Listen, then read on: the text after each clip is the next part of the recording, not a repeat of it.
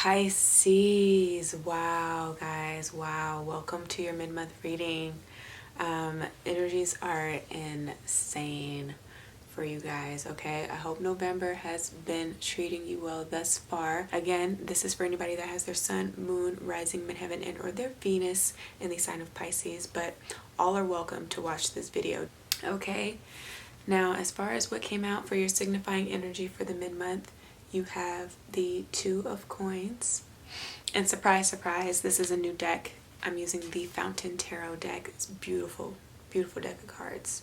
Now, as far as like what is crossing you at this time, the cruise that hounds you, what came out was the Seven of Wands. Okay? Now, what is real about the situation, you have the Three of Swords that wanted to be clarified with the Two of Swords. Now, what is wrong about the situation here, we have the Tower card. Where you need more information, Pisces, what came out was the Ace of Cups that wanted to be clarified with the King of Swords. And then where you will find yourself at the very least by the end of the month, or what you can do to put yourself in a better position, you have the Fountain card that came out with the World card. Insane, because I did Scorpio's reading and those same two cards came out in the exact same position. Okay, it's understanding that there are infinite possibilities, needing to take a step back and be more observant, right, than to be in the world.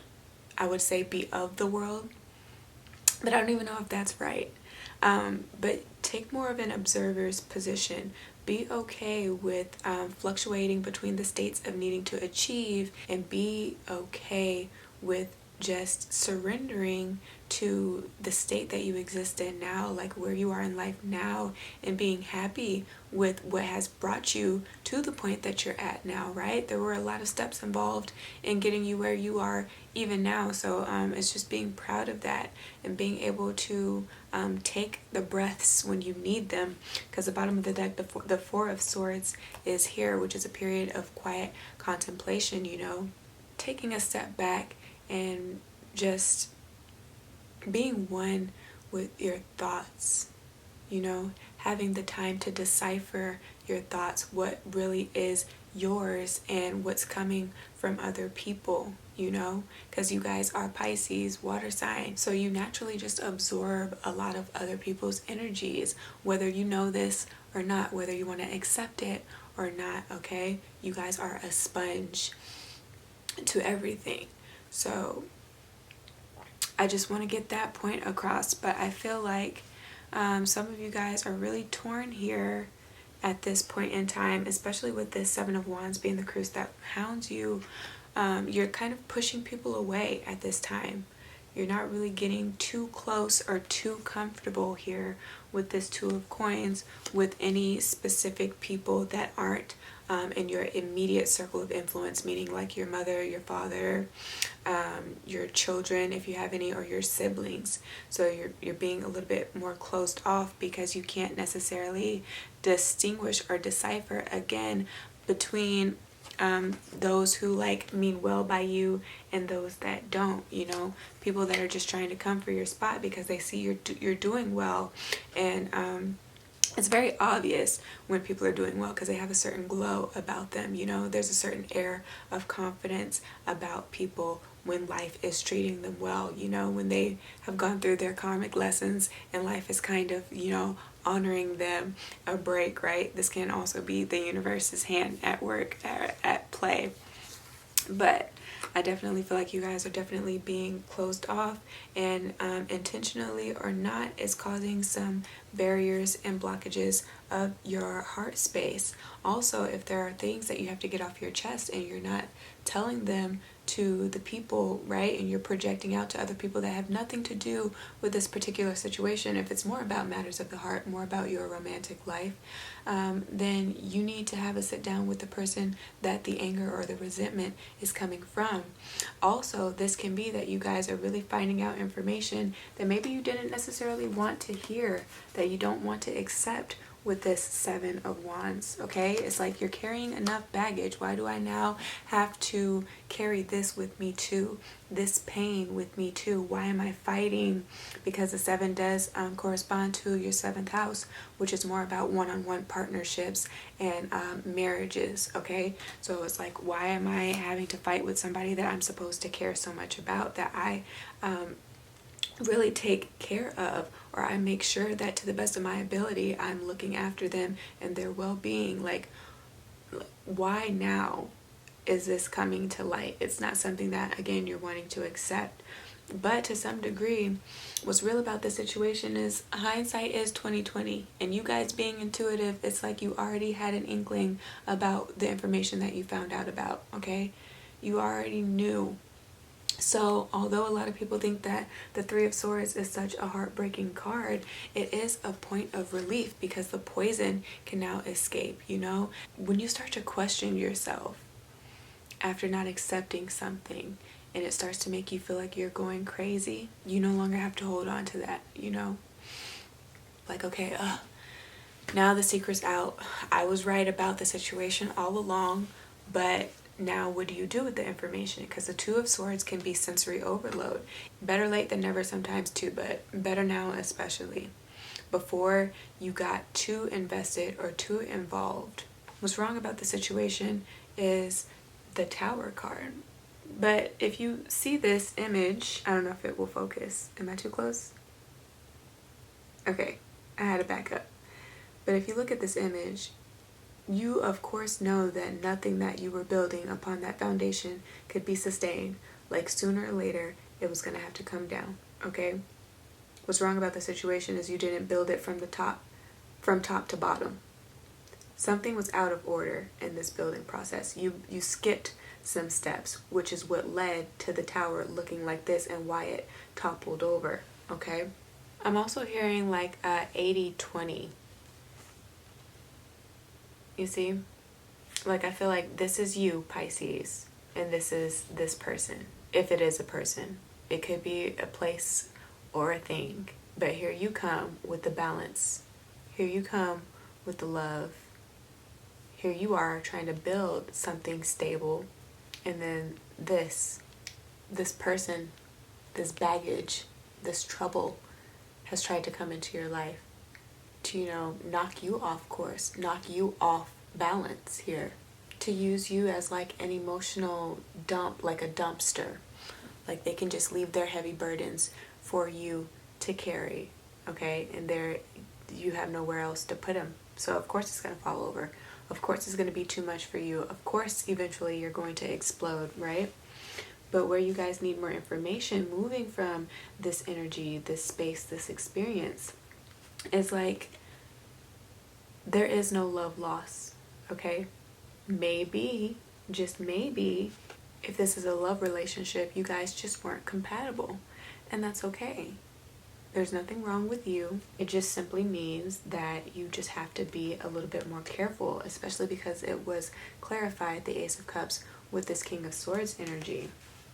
You just have to be a little bit more discerning with who or what you give your love to. Make sure that you're not pouring from an empty cup. Make sure you go back to the I, to the you, and what your emotional needs are, what it is that you truly have to get out of certain experiences or out of certain people. Don't be afraid to ask that of people without being demanding about it, you know what I'm saying? But it's like, you have to make sure that at the end of the day, yourself, your identity, the compassionate nature of who you are doesn't get taken for granted with giving out to so many people that are unappreciative, you know, and that will cause you to be in places where you start to doubt people's intentions, and then you start to put up a wall, you know.